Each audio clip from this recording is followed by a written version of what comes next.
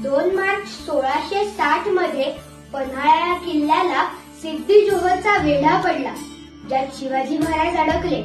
नंतर पन्हाळा ते विशाळगड या प्रवासाचा इतिहास तुम्हाला सगळ्यांना माहितीच आहे ना.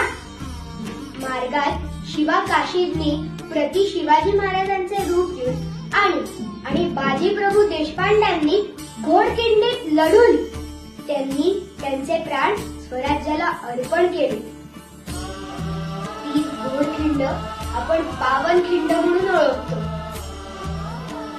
नंतर 6 मार्चला कोंडाजी कर्जन बरोबर सैन्य पाठवून महाराजांनी हा गड परत मिळवला.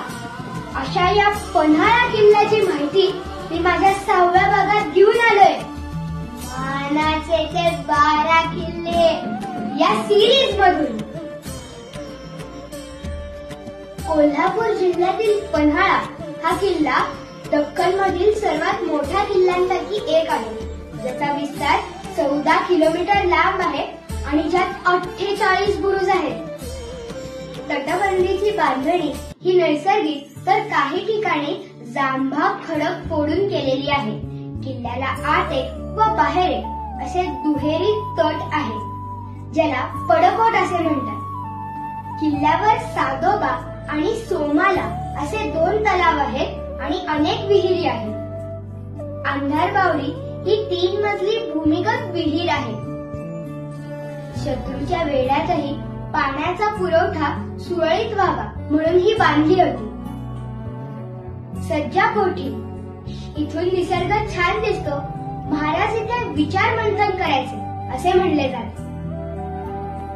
किल्ल्याच्या मुख्य प्रवेश दरवाजाला 3 दरवाजा असं म्हणतात.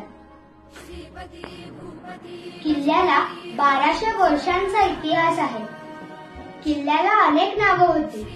पन्नगालय, प्रणालक, ब्रह्मगिरी ही नावं वेगवेगळ्या राजवटीनुसार ठेवण्यात आली होती.